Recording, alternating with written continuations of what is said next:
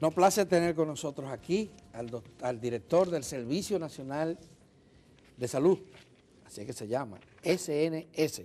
Así es, doctor Rodríguez Monegro. Así es.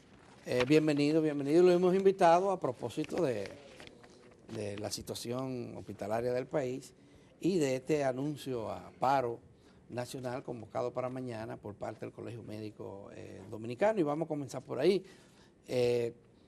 Aunque hay muchas otras cosas de qué hablar en materia de salud, doctor, y gracias por atender a nuestra invitación. Cuéntenos qué es lo que ha pasado con los acuerdos que firmó el Colegio Médico, los gremios médicos, porque no fue solo el colegio, y las autoridades de salud. Bien, buenos días. Bueno, la verdad es que es difícil uno estar lidiando con esa personalidad que tiene el presidente del Colegio Médico.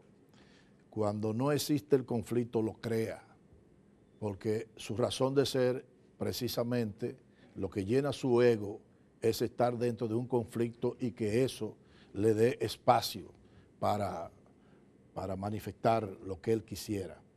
¿De dónde viene el problema?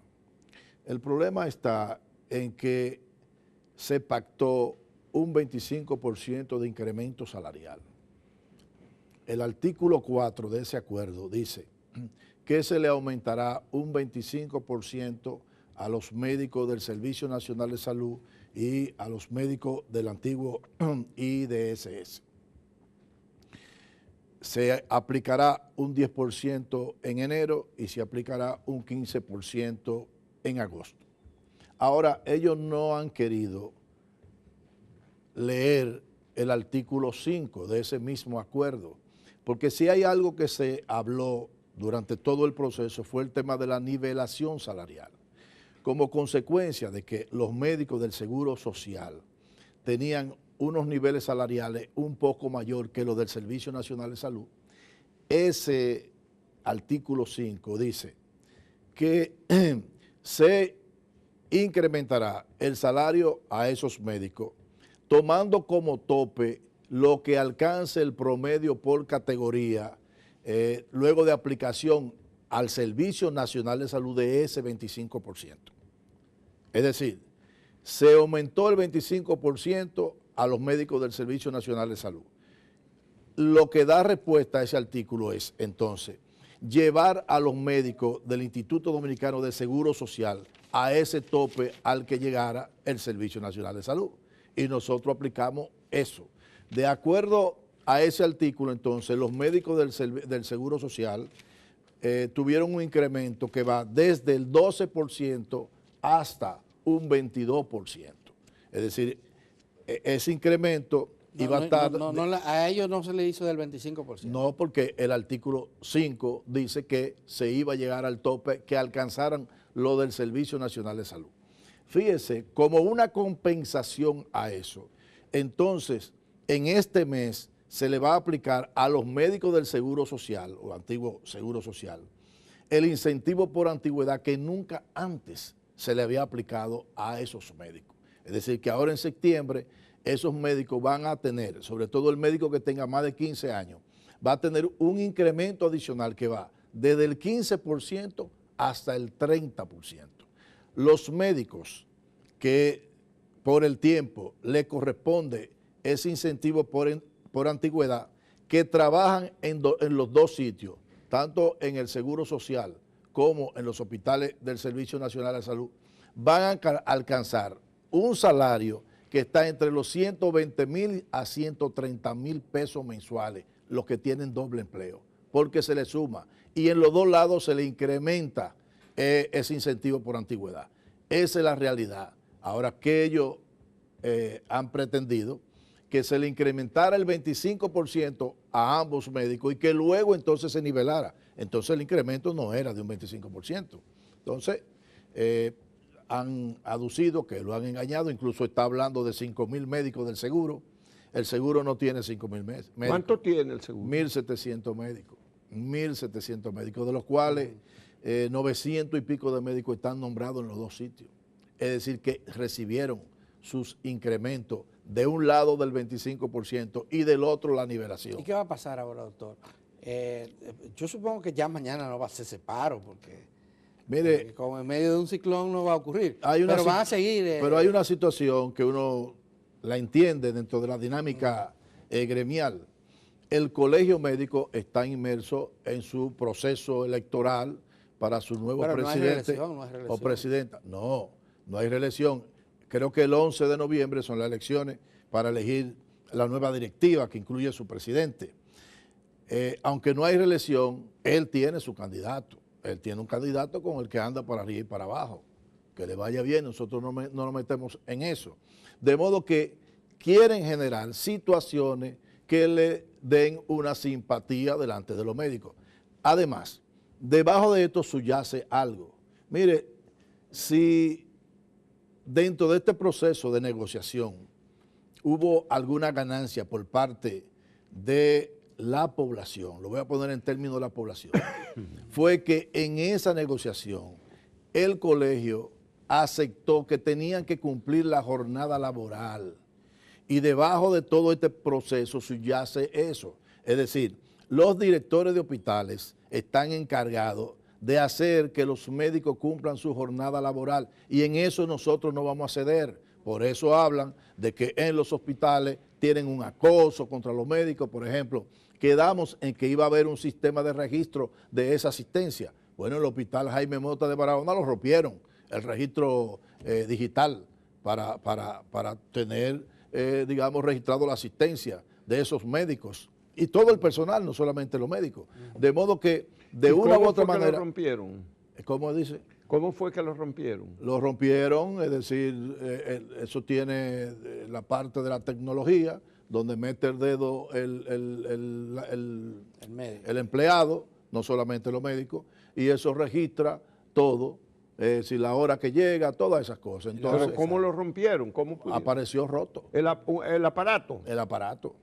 El aparato roto. El aparato apareció roto. Bueno, doctor, ¿cómo va la terminación de los hospitales? ¿Qué parte de los problemas que ustedes han tenido arrastran? ¿Han terminado unos cuantos de los 56? Sí. De los 56 se han terminado alrededor de unos 11 hospitales. O sea, quedan 45 ya. De esos hospitales, creo que lo hemos mencionado anteriormente, el hospital de Pedernal, el hospital de Jimaní, el hospital del Cercado, el hospital de Castillo, el hospital de Jánico. Bueno, eso hace tiempo. Los últimos bueno, el último que se terminó fue el hospital de Los Minas. La maternidad de los grandes. Ok, ya está listo para inaugurar el hospital de San Rafael de Yumac. Me dice el doctor que en el hospital vamos a ver los otros grandes primero. Sí, entonces, los grandes. Antes que termine el año, habrá de estar terminada la maternidad Nuestra Señora de la Altagracia. Sí. Estará terminado el Alejandro Cabral de San Juan de la Maguana. San Juan. Sí. Estará terminado. ¿Y el José María Cabral Ibáez de Santiago? El hospital José María Cabral Ibáez hay un compromiso con terminarlo antes que termine el año. Estará terminado el Luis L. Bogal. Estará terminado el Ricardo Limaldo de Puerto Plata, que está en su fase final. Estará terminado posiblemente el Antonio Musa de San Pedro de Macorís. Estará terminado el Juan Pablo Pina de San Cristóbal. De San Cristóbal. Sí, esos son la mayoría de los hospitales grandes. Bueno, ahí grandes. hay 7 más, pero si esos son grandes, si ustedes terminan esos 7, le van a quitar presión al Servicio Nacional de Salud, que ha tenido esa preocupación desde el comienzo, que se creó este sistema o se descentralizó. El otro asunto es cómo van cómo va la... Pero antes, Juan Bolívar, quisiera hacerle dos observaciones a lo que usted me diga qué pasa. Nos han informado que en Los Minas, el hospital quedó muy bonito, pero dicen que se ha detectado una bacteria que ha impedido que las nuevas instalaciones para procedimientos quirúrgicos no se puedan usar. ¿Es cierto eso? Yo desconozco esa información realmente. Y mire que estoy al tanto. Y el de otro todo caso es el de Higüey. En Higüey fue nuevo, un hospital nuevo que se construyó. Sí. Pero eso se inauguró el año pasado. Y todavía hay áreas que no funcionan. Entró a operar ese hospital el 11 de enero, comenzaron las consultas. Y la tercera semana de febrero comenzó el internamiento. Es un hospital que tiene 105 camas, de las cuales solamente abierta hay unas 40 camas. Es decir, que ha habido un proceso algo dilatado, pero ese hospital... Pero más de un año después de inaugurado, doctor. Sí, no, ese hospital se ha tenido muchos inconvenientes, muchos inconvenientes. Lamentablemente tuvo un mal de origen el hospital en términos de la selección de un personal que no estaba actuando de la mejor manera. De modo que nosotros hubimos de cancelar el administrador del hospital, cancelar el consultor jurídico del hospital. Es decir, ese es un hospital que apenas en 4 o 5 meses operando ya tenía una deuda de 40 millones de pesos. Anda pa'l diablo. Sin ningún tipo de justificación. Como consecuencia, intervinimos en el hospital y determinamos que realmente... ¿Y en qué se metieron 40 millones de pesos? Bueno, 10 millones mensuales en 4 o 5 meses. Bueno, ¿qué ocurrió ahí? Estamos en el proceso de judicializar una parte de esa irregularidades. Gente. Irregularidades. Por ejemplo, encontramos que una resma de papel que debe costar en el mercado entre 150 a 200 pesos, la estaban comprando a 650. Por ejemplo, que una lacto buena hoy en día cuesta alrededor de unos $1,000, pues compraron 6 lactos de quinta categoría a 80,000 pesos. ¿Cada uno? Cada una. O sea, 2,000, casi cada 2,000 una. dólares. Yo le estoy diciendo cosas como que, ¿qué puede costar una macana de un vigilante? Póngasela de caoba. Bueno, una macana, 6,500 pesos. Bueno, era tremenda macana. Sí. Exacto. Un UPS que cuesta en el mercado. Bueno, para ahí hubo corrupción. En fin, y eso ahí se instaló. Eso fue corrupción en un hospital nuevecito. Oye, en un hospital nuevo que es para usted ponerlo como entiende usted. Entonces. Y las áreas que todavía no están en uso, ¿qué ha pasado con Lo que ha pasado es. Cirugías. No, cirugía está trabajando. No estaba trabajando el área de cuidado intensivo por 2 razones. Primero, había un problema con el oxígeno. Es decir, la compañía constructora estaba corriendo eso. Y en segundo lugar, hemos tenido problemas con el personal contratado. Fíjense que hemos hecho 2 veces un concurso en el área de cardiología. No ha aparecido ningún cardiólogo que quiera irse allá. Es decir, que en esa parte hemos tenido dificultades con reclutar el personal especializado. Han tenido mala suerte adecuado. Porque más de un año después de inaugurar un hospital con esos problemas.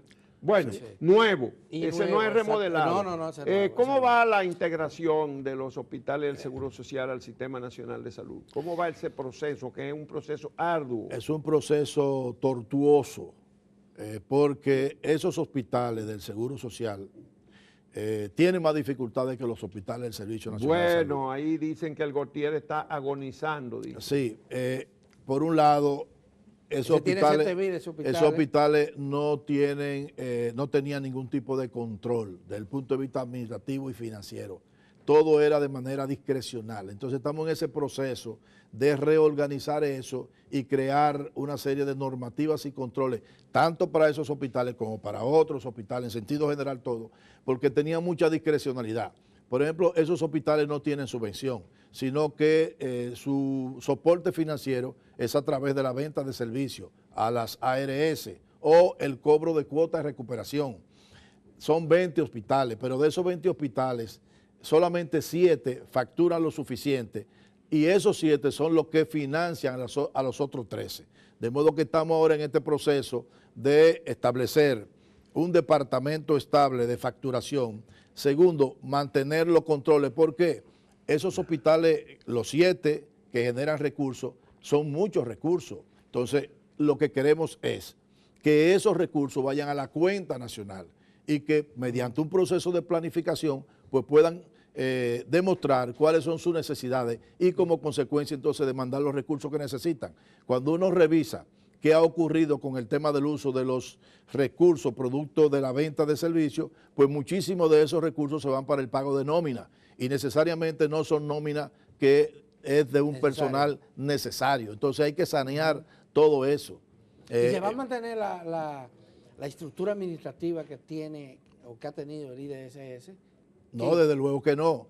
Eso va a pasar totalmente para... Bueno, desde son ya... Son 23 los hospitales. Son 20. 20 nada 20 hospitales. Pero algunos como el Gautier era, digamos, simbólico, se puede decir que el Gautier era el gran hospital del sistema público de salud a través del Instituto de Seguro Social. El hospital Gautier. Pero está hecho un desastre. Cuando yo estudiaba medicina, Herrera Chaín. Cuando yo estudiaba medicina, ese era el hospital emblemático de la buena medicina. Del país, que competía con las clínicas privadas. Con cualquiera. Eso devino en un proceso de deterioro.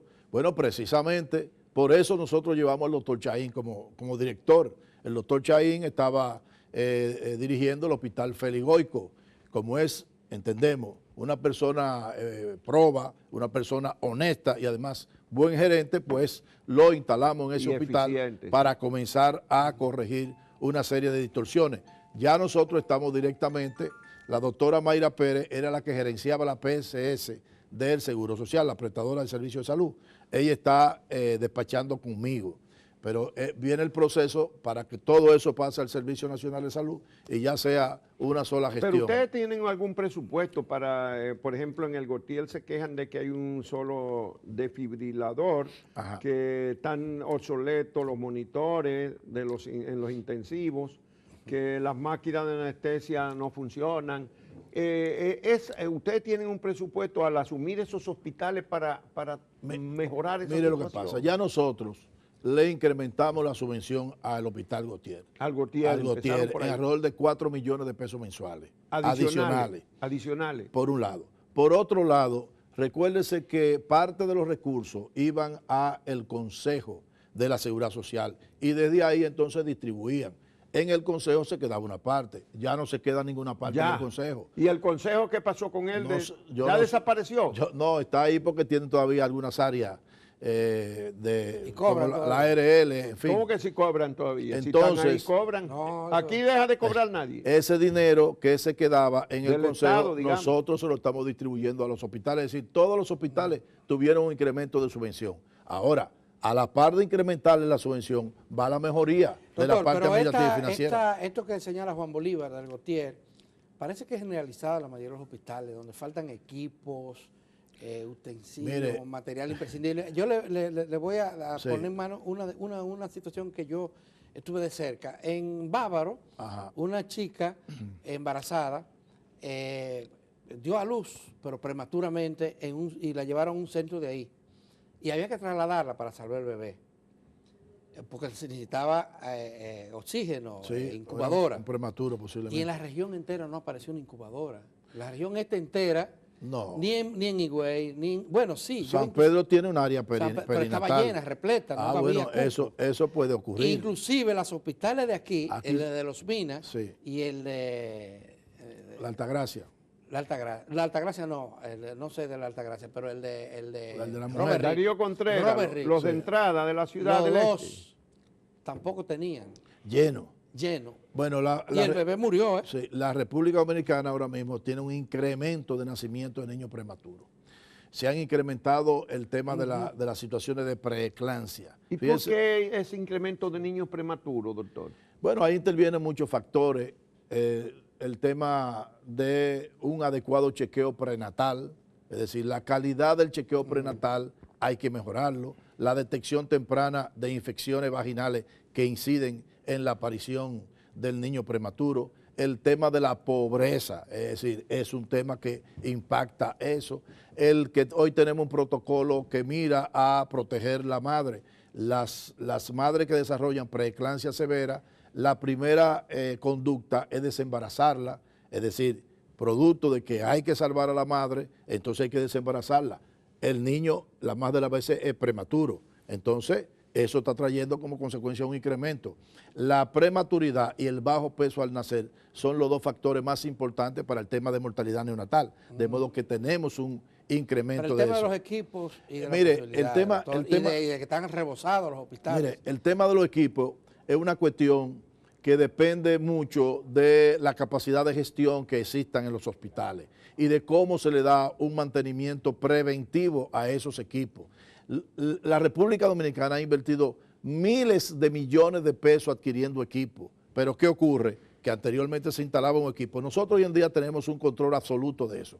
Nosotros no compramos equipos, nosotros compramos un servicio y la compañía que gana el concurso pues tiene que asegurar el equipo con la calidad que realmente está de acuerdo a la ficha técnica. En segundo lugar, la garantía. En tercer lugar, el mantenimiento de ese equipo. Pero hoy en día, producto de que esa remodelación de hospital implica equipamiento de última generación. No podemos tener un hospital, un utility que es el encargado de mantenimiento. Estamos hablando de estas personas habilidosos que son plomeros, que son electricistas, que hacen muchas cosas. No, pero pueden bregar con equipos de alta tecnología médica. Y ganando salario mínimo. Óyeme, esos hospitales tienen que tener un ingeniero para dar mantenimiento a eso, con un equipo de mantenimiento. Aquí se pierden cientos de millones de pesos. Bueno, nosotros en Los Minas teníamos un autoclave que vale 10 millones de pesos y se restauró y está nuevecito con 200,000 pesos. Se le metió en la cabeza a los directores de hospitales que el proceso de remodelación implicaba cambiarle todos los equipos. En esa maternidad nosotros pudimos perfectamente recuperar el 70% de los equipos que eran equipos mejores que los nuevos de ahora. Estar hablando de una máquina de anestesia Drager, de lámpara Drager, alemana, son mejores que la mayoría de los que aparecen ahora. Entonces, no, lo que hay que darle mantenimiento. Muchas veces está echado... ¿Hay fondos para eso, doctor? Sí, hay fondos para eso. Es decir, por eso nosotros estamos haciendo mucho hincapié en el tema de gestión hospitalaria, profesionalización, despolitización. A propósito de gestión, doctor, mire, en Villa Altagracia, yo soy de por ahí. Sí. Ahí hay un centro de atención primaria que le inauguró el gobierno hace 3 años. Está cerrado todavía, doctor. ¿Qué pasa con eso? Usted dice un centro diagnóstico. Diagnóstico, sí. Si que da servicio no está en Jimaní, de laboratorio. No, sí. Bueno, ahí caemos. La gran debilidad que tiene la estructura del servicio asistencial en la República Dominicana está en los mandos medios. Estamos hablando de regionales, de gerentes de área, de los directores de esos hospitales. Es decir, a veces nosotros encontramos que no está operando un centro diagnóstico. Se han inaugurado 29. ¿Y por qué no está operando? Por ejemplo, los centros diagnósticos tienen una subvención de 174,000 pesos mensuales, tienen todos sus recursos, tienen sus equipos. Es decir, ¿por qué no está operando? A veces nos encontramos, doctor, y tengo que averiguar, ¿y por qué no está operando? ¿Y dónde está el gerente? ¿Y qué pasó? ¿Por qué no ha notificado que falta algo? Hay esa falta de dinámica y a veces por problemas de gestión en el nivel local no se dan los servicios de la manera adecuada. Esa es la realidad. Bueno, pero hay muchas cosas más pendientes. ¿Alguna prioridad para ustedes en el Servicio Nacional de Salud? Mire, en los meses que quedan del año. Ya estamos entrando casi en el último trimestre. Bueno, nosotros estamos trabajando ahora como algo prioritario el presupuesto del año que viene. Del año próximo. Sí. Bueno, pero ya ustedes tienen que haber presentado ese presupuesto, tiene que estar ya en procesamiento. No, claro, precisamente. Este mes se tiene que ir al Congreso el presupuesto claro. Antes de que al 1 de octubre. Sí. Ya eso está terminado y ayer precisamente estábamos en una reunión con el director de presupuesto, el licenciado Luis Reyes, ultimando todo el componente de medicamentos, es decir, ajustando la necesidad y cerrando la brecha que históricamente ha existido. ¿De cuánto va a ser el incremento este? Ahora mismo nosotros, todo lo que es medicamentos e insumos para el primer nivel de atención y la red hospitalaria se acerca a los 3,000 millones de pesos en el año. Entonces, ¿es suficiente eso? Eso es suficiente. Ahora, ¿qué ocurre? Teníamos un tope. Y entonces lo que estamos discutiendo es este tope para extenderlo. Cuando analizamos la partida que tienen las diferentes instituciones, entonces vemos que sí, haciendo reajuste y reorganización, nos acercamos mucho a cubrir esa brecha.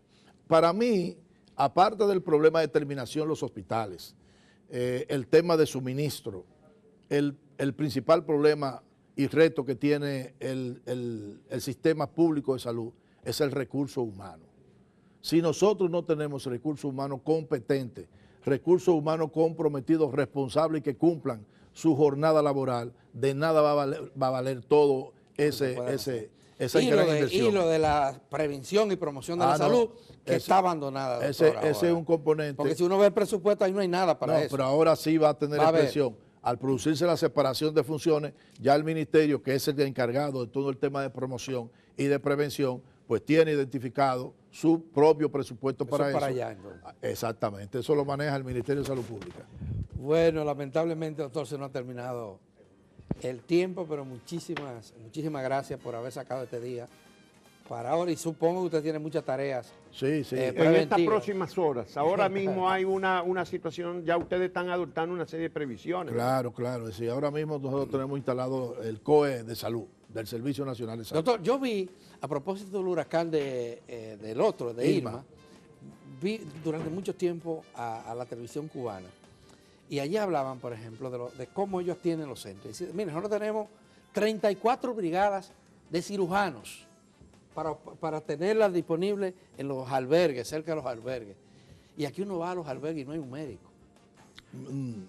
Bueno, la verdad es que en un albergue yo no sé qué busca un cirujano. Eso yo tendría que explicármelo. Un cirujano no busca nada. Se supone que pueden ocurrir... No trasladarlo, entonces. Los cirujanos tienen que estar en los hospitales. En albergue están médicos de atención primaria. No necesita más de ahí. Primaria, pero tenemos, lo ponemos. Claro, claro que sí. Claro que sí, es decir... Bueno, pues...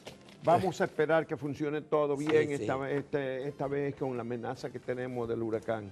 Muchas gracias de nuevo al director nacional de salud, Nelson Rodríguez Monegro, y siempre atento a nuestras llamadas. Muy bien.